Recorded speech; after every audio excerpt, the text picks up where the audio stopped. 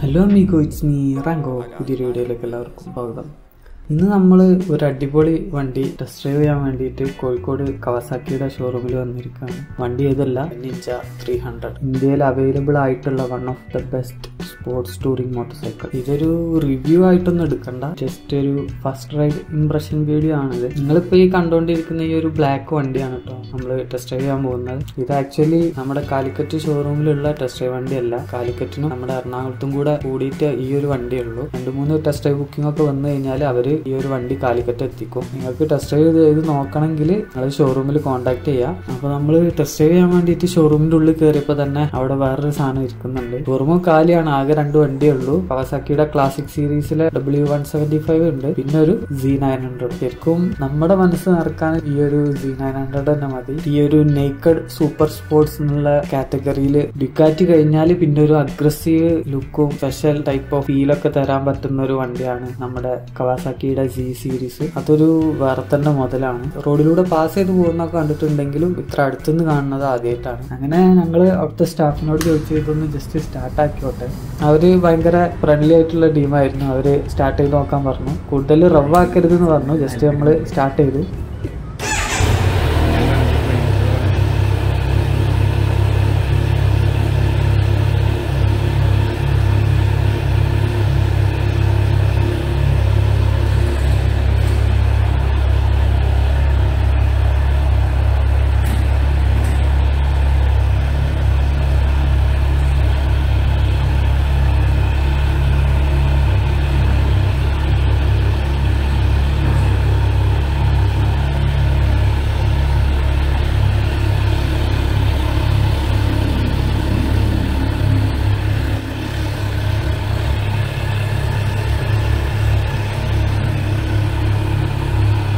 ആദ്യമായിട്ടാണ് ഈ ഒരു ഇൻലൈൻ 4ന്റെ എക്സോസ് നോട്ട് ഇത്ര അടുത്തുനിന്ന് കേൾക്കുന്നത്. ഇതൊരു വേറെ തന്നെ ഫീലാണ്. 948cc ഇൻലൈൻ 4, 98.6 Nm ടോർക്കും 125 PS പവറും പ്രൊഡ്യൂസ് ചെയ്യുന്ന ഒരു ഇൻലൈൻ 4 എഞ്ചിനാണ് ഈ ഒരു Z900 വന്നിട്ടുള്ളത്. ഇതിന്റെ ഈ ഒരു ഐഡ്ലിംഗിലുള്ള എക്സോസ്റ്റ് തന്നെ ഒരു രക്ഷയില്ല. ഇത് സ്റ്റോക്ക് എക്സോസ്റ്റ് ആണ് വരുന്നത്. ഇതന്നെ ആ ഒരു ബാസി ഫീലും ആ ഒരു എന്താ പറയാ ഒരു റോർ ഫീലാണ്. നമ്മള് നിഞ്ച ടെസ്റ്റ് ഡ്രൈവ് ചെയ്യാൻ വന്നതാണെങ്കിലും ഇപ്പൊ ഈ വണ്ടി സ്റ്റാർട്ടാക്കിയോടുകൂടി എന്താ പറയാ നമ്മുടെ മനസ്സ് നിറഞ്ഞൊരു ഫീലാണ് ഇപ്പോൾ നമുക്കുള്ളത്.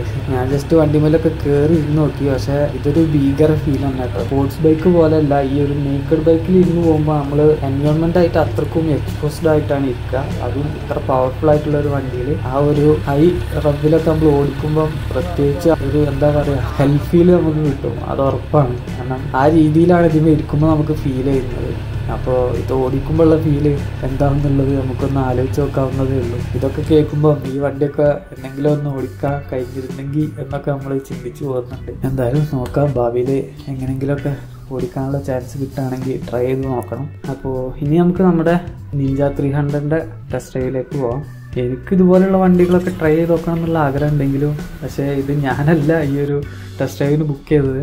ഈ അടുത്ത് നിഞ്ച ഭ്രാന്ത് കയറിയ ഒരു മച്ചാന് നമ്മുടെ കൂടെ ഉണ്ട്. അവനിപ്പോൾ പെട്ടെന്നൊരു നിഞ്ച ക്രേസ് കൂടിക്കാണ്ട് അങ്ങനെ ടെസ്റ്റ് ഡ്രൈവ് ബുക്ക് ചെയ്തതാണ്. അപ്പോൾ എന്നെ നേരെ വിളിച്ചാണ്ട് ഒരു ടെസ്റ്റ് ഡ്രൈവിന് പോരുന്നു എന്ന് ചോദിച്ച് ഞാൻ പിന്നെ ഒന്നും നോക്കിയില്ല, നേരെ വണ്ടി എടുത്ത് വിട്ടു. അങ്ങനെ ഞങ്ങൾ 2 കൂടിയാണ് ഇപ്പം ഈ ഒരു ടെസ്റ്റ് ഡ്രൈവിന് പോകുന്നത്. ആള് നമ്മുടെ ഒരു ക്രൈം പാർട്ട്ണറാണ്, ഒരു റൈഡിങ് പാർട്ട്ണറാണ്. ആദ്യമായിട്ടൊരു ട്വിൻ സിലിണ്ടറിൽ കയറുന്നതിൻ്റെ ഒരു ചെറിയ പേടിയൊക്കെ ഉണ്ട്. കാരണം ഞാൻ ഇതുവരെ ട്വിൻ സിലിണ്ടർ മോട്ടോർ സൈക്കിൾസ് ഓടിച്ചു നോക്കിയിട്ടില്ല. അതുകൊണ്ട് തന്നെ ഫസ്റ്റ് തന്നെ എടുത്തപ്പോൾ തന്നെ ആ ഒരു പേടി ഉണ്ടായിരുന്നു. പക്ഷെ ഓടിച്ചു കഴിഞ്ഞപ്പം വളരെ സ്മൂത്താണ്. പവർ ഡെലിവറി ഒക്കെ ഭയങ്കര ലീനിയർ ആണ്. അതുപോലെ തന്നെ ബ്രേക്കും അതുപോലെ അങ്ങനെ ഭീകര ഷാർപ്പ് ബ്രേക്കൊന്നുമല്ല. നമ്മളെ KTMലൊന്നും കാണുന്ന പോലെയുള്ള ബ്രേക്ക് അല്ല. കുറച്ചൊരു പ്രോഗ്രസീവ് പവർ ഡെലിവറി ആണ് അത്. ബ്രേക്കും അതുപോലെ തന്നെ കുറച്ചൊരു പ്രോഗ്രസീവ് ആണ്. അതുകൊണ്ട് തന്നെ നമുക്ക് ആ ഒരു കൺട്രോൾ പ്രോപ്പർ ആയിട്ട് കിട്ടുന്നുണ്ട്. ത്രോട്ടിലായാലും ബ്രേക്കിങ്ങിലായാലും ഒക്കെ. പക്ഷെ നല്ല ബൈറ്റുള്ള ബ്രേക്സ് തന്നെയാണ്. നമ്മളൊന്ന് സ്ക്വീസ് ചെയ്ത് പിടിച്ചു കഴിഞ്ഞാൽ വണ്ടി പെട്ടെന്ന് തന്നെ നിൽക്കുന്നുണ്ട്. ആ ഒരു ബൈറ്റുള്ള ബ്രേക്സ് തന്നെയാണ്. പക്ഷെ നമ്മളെ KTMലൊക്കെ കാണുന്ന പോലെ ആ പേടിപ്പിക്കുന്ന രീതിയിലുള്ള ആ ഒരു ബ്രേക്സ് അല്ല. നല്ല സ്മൂത്ത് ബ്രേക്സ് ആണ്. പവർ ഡെലിവറിയും അതുപോലെ തന്നെയാണ്. ശരിക്കും നല്ല ബിഗിനർ ഫ്രണ്ട്ലി ആയിട്ടുള്ള ഒരു മോട്ടോർ സൈക്കിൾ ആയിട്ട് തന്നെയാണ് ഇത് ഓടിച്ചപ്പോൾ തോന്നുന്നത്. 6 ഗിയറിൽ ലോ RPMലൊക്കെ നോക്കിംഗ് ഇല്ലാതെ ഈ ഒരു വണ്ടി ഓടിക്കാൻ കഴിയുന്നുണ്ട്. അതായത് 40-35 സ്പീഡിലൊക്കെ 6 ഗിയറിൽ നോക്കിംഗ് ഇല്ലാതെ നമുക്ക് പോകാൻ പറ്റും. അതുകൊണ്ട് തന്നെ ഇതൊരു സ്പോർട്സ് ടൂറർ ആണെങ്കിലും നമുക്ക് സിറ്റിയിലൊക്കെ കംഫർട്ടബിൾ ആയിട്ട് ഈ ഒരു വണ്ടി ഉപയോഗിക്കാൻ പറ്റും. അതുപോലെ തന്നെ ഭയങ്കര റിഫൈൻഡ് ആയിട്ടുള്ള സ്മൂത്ത് ആയിട്ടുള്ള ട്വിൻ സിലിണ്ടർ എഞ്ചിനാണ് ഈ ഒരു വണ്ടിയിൽ വന്നിട്ടുള്ളത്. ഈ ഒരു എഞ്ചിൻ ഫീലൊക്കെ എൻജോയ് ചെയ്യാൻ ആഗ്രഹമുള്ളവരാണെങ്കിൽ ഡെഫിനറ്റ് ആയിട്ട് ഈ ഒരു വണ്ടി ട്രൈ ചെയ്ത് നോക്കണം. നല്ല പ്യുവർ എൻജിൻ ഫീൽ നമുക്ക് ഈ ഒരു വണ്ടിയിൽ നിന്ന് കിട്ടുന്നുണ്ട് നമ്മൾ ഓടിക്കുമ്പോൾ. കാരണം വൈബ്രേഷൻസ് ഒക്കെ ഭയങ്കര കുറവാണ്. അത്രക്കും റിഫൈൻഡ് ആയിട്ടുള്ള വണ്ടിയാണ്. അതുപോലെ തന്നെ ഇതിന്റെ ഈ ഒരു ടാക്കോമീറ്റർ, അനലോഗ് ടാക്കോമീറ്റർ, ഇത് വേറെ തന്നെ ഫീലാണ്. ഇതിങ്ങനെ കയറി പോകുന്നത് നമ്മൾ ത്രോട്ടിൽ കൊടുക്കുമ്പോൾ ഇങ്ങനെ കയറി ഇങ്ങനെ പോകും. അതുപോലെ തന്നെ ഗിയർ അപ്പ് ചെയ്യുമ്പോൾ ബാക്കിലേക്ക് വരും, വീണ്ടും കയറി പോകും. ഇത് കാണാൻ തന്നെ ഒരു വേറെ തന്നെ ഫീലാണ്. നമ്മൾ ടാക്കോമീറ്ററിലേക്ക് നോക്കി വണ്ടി ഓടിക്കരുത് എന്നാണ് പൊതുവെ പറയാറ്. പക്ഷെ ഈ ഒരു ടാക്കോമീറ്റർ നമ്മുടെ ശ്രദ്ധ ഭയങ്കരമായിട്ട് തെറ്റിക്കുന്നുണ്ട്. ഈ ഒരു 13,000 വരുന്ന RPMന്റെ റെഡ് ലൈനും ഒക്കെ വേറെ തന്നെ ഫീലാണ്. പിന്നെ ഇതൊരു ഹൈ റവിംഗ് എഞ്ചിനാണ്. അതുകൊണ്ട് തന്നെ ഇതിന്റെ പവർ ഡെലിവറി ഒക്കെ ആണെങ്കിൽ നമ്മൾ കുറച്ച് ഹയർ RPMൽ എത്തണം. ആ ഒരു ടൈമിൽ ഇതിന്റെ പ്രോപ്പർ പവർ ഔട്ട്പുട്ട് നമുക്ക് കിട്ടാം. 9,000 അബോവ് അല്ലെങ്കിൽ 10,000 അബോവ് RPMൽ ആ ഒരു ലെവലിൽ വിടാതെ കീപ്പ് ചെയ്തിട്ട് പിടിച്ചിട്ട് ഓടിക്കണം. അപ്പോഴാണ് നമുക്ക് ഇതിന്റെ ആ ഒരു പവർ ഫീൽ കിട്ടുള്ളൂ. പക്ഷെ അത് ഇതുപോലെയുള്ള ഒരു ട്രാഫിക് ഉള്ള റോഡിൽ നമുക്കത് ടെസ്റ്റ് ചെയ്യാനും കഴിയില്ല. കാരണം ഇത്രയും വണ്ടികൾ ഉള്ളതിൻ്റെ ഇടയിൽ നമുക്ക് ഇത്രയും RPMലേക്ക് കൊണ്ടെത്തിക്കാൻ കഴിയില്ല. അതിന് പ്രോപ്പർ ആയിട്ടുള്ള ഒരു ഓപ്പൺ ഹൈവേ തന്നെ കിട്ടണം. ഈ ഒരു ഇതുപോലെയുള്ള ഹൈ റബിങ് എൻജിൻസ് ഒക്കെ പ്രോപ്പറായിട്ട് ടെസ്റ്റ് ചെയ്യണമെങ്കിൽ. പക്ഷെ കുഴപ്പമില്ല, ഈ ഒരു ഫസ്റ്റ് റൈഡ് ഇംപ്രഷനിൽ തന്നെ ഈ ഒരു വണ്ടി എന്നെ ഭയങ്കരമായിട്ട് ആകർഷിക്കുന്നുണ്ട്.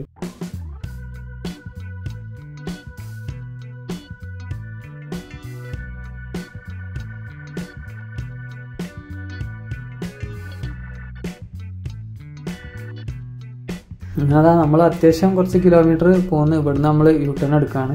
ഇനി നമ്മളെ പുതിയ നിഞ്ച ഫാൻ ബോയ് ആണ് അടുത്ത് തിരിച്ച് വണ്ടി ഓടിക്കുന്നത്.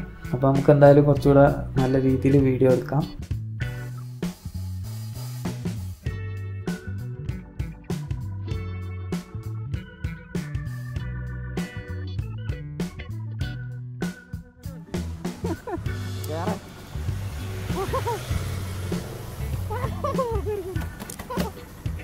ഈ ഒരു ഒച്ചയും ബഹളവും നിങ്ങൾ കാര്യമാക്കണ്ട കേട്ടോ. ഇത് ആ ഒരു എക്സൈറ്റ്മെന്റിൽ ഉണ്ടാക്കുന്ന ശബ്ദങ്ങളാണ്. കാരണം ഇപ്പോൾ കുറച്ചായിട്ട് ആശാന് ഫുള്ള് യൂട്യൂബിലൊക്കെ ഇരുന്ന് ഫുള്ള് നിഞ്ചൻ്റെ റിവ്യൂ മോഡിഫിക്കേഷനും കണ്ട വീഡിയോസ് ഫുള്ള് കണ്ട് തീർത്തുണ്ട്.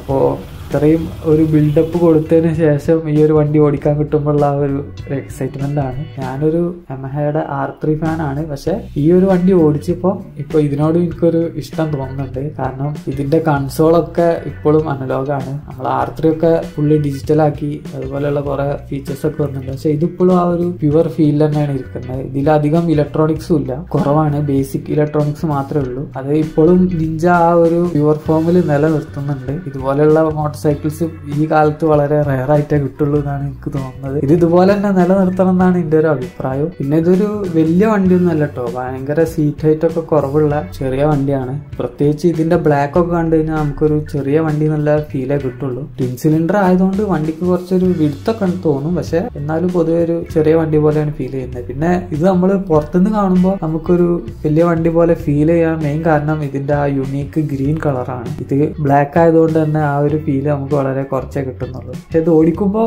ട്വിൻ സിലിണ്ടർ എന്നുള്ളത് നമുക്ക് മനസ്സിലാവും. കാരണം ഈ ത്രോട്ടിൽ ഇങ്ങനെ എത്ര കൊടുത്താലും തീരൂല. ഞാൻ ഒരു സിംഗിൾ സിലിണ്ടർ യൂസ് ചെയ്യുന്ന ആളായതുകൊണ്ട് തന്നെ ത്രോട്ടിൽ വേഗം കയറിയാണ്ട് നമുക്ക് അടുത്ത ഗിയർ ഷിഫ്റ്റിലേക്കുള്ള ടൈം ആവും. വേഗം നമുക്ക് ഗിയർ ഷിഫ്റ്റ് വരും. ഈ ഒരു വണ്ടി അങ്ങനെയല്ല. ഹൈ റബ്ബിങ് ആയതുകൊണ്ട് തന്നെ ത്രോട്ടില് നല്ല ടൈം എടുക്കും ആ ഒരു RPMൽ എത്താൻ.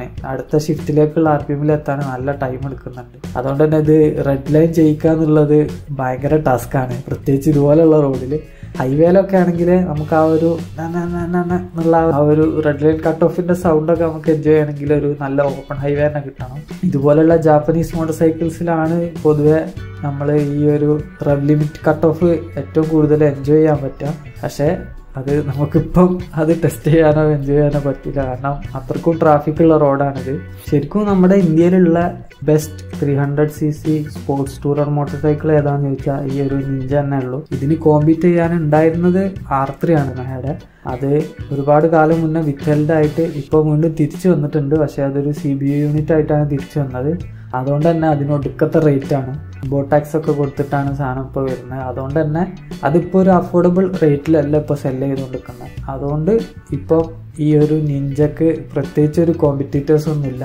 ഈ Ninja 300 twin cylinder motor cycle പറഞ്ഞാൽ നമ്മുടെ ഇന്ത്യൻ മാർക്കറ്റിലുള്ള ഒരു best affordable twin cylinder sports tourer എന്ന് നമുക്ക് പറയാൻ പറ്റും. അപ്പോൾ ഇതിൻ്റെ ബാക്കിൽ ഇരിക്കുക എന്ന് പറഞ്ഞത് അത്ര സുഖമുള്ള പരിപാടിയല്ല. ഞാനിപ്പോൾ ഇതിൻ്റെ ബാക്കിലാണ് ഇരിക്കുന്നത്. ഇത് വേറെ തന്നെയാണ് ഇതിൻ്റെ ബാക്കിൽ ഇരിക്കുക എന്നുള്ളത്. ആ ഒരു സ്പോർട്സ് മോട്ടോർ സൈക്കിൾ എർഗണോമിക്സ് ആയതുകൊണ്ട് തന്നെ ബാക്കിലിരിക്കൽ ടാസ്ക്കാണ്. അത്രക്കും ഒരു മോട്ടോർ സൈക്കിൾ എന്തൂസിയാസ്റ്റിന് മാത്രമേ അധിക സമയം ബാക്കിലിരിക്കാൻ കഴിയുള്ളൂ. ഇത് സോളോ ആയിട്ട് നമുക്ക് ടൂർ ചെയ്യാൻ പറ്റിയൊരു മോട്ടോർ സൈക്കിളാണ്. അതൊരു സ്പോർട്സ് ടൂറർ. ശരിക്കും മോട്ടോർ സൈക്കിൾസ് അതിൻ്റെ എല്ലാ രീതിയിലും എൻജോയ് ചെയ്യണമെങ്കിൽ ഇതുപോലെയുള്ള ഒരു സ്പോർട്സ് ടൂറർ മോട്ടോർ സൈക്കിൾ എടുക്കണം. കാരണം ഇതിൻ്റെ എയറോഡൈനാമിക്സ് പ്രോപ്പറാണ്.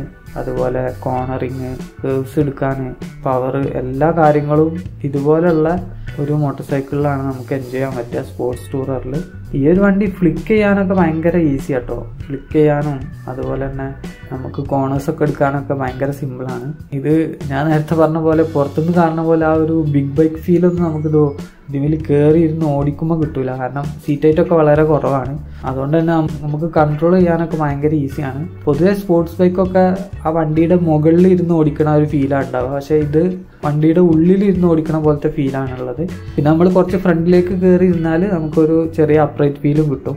നല്ല രീതിയിൽ സീറ്റ് സ്പേസും ഉണ്ട്. നമുക്ക് അത്യാവശ്യം ഹൈറ്റ് ഉള്ള ആളാണെങ്കിലും നമുക്ക് ബാക്കിലേക്ക് കയറി ഇരുന്ന് കഴിഞ്ഞാൽ കംഫർട്ടബിൾ ആയിട്ട് ഇരിക്കാൻ പറ്റും. നല്ലോണം ബാക്കിലേക്ക് കയറിയ ആ ഒരു സ്പോർട്ടി ഫീലും ഏറ്റവും ഫ്രണ്ടിലേക്ക് ഇരുന്ന് കഴിഞ്ഞാൽ ചെറിയൊരു അപ്രൈറ്റ് ഫീലും കിട്ടുന്നുണ്ട് ഈ ഒരു വണ്ടിയിൽ.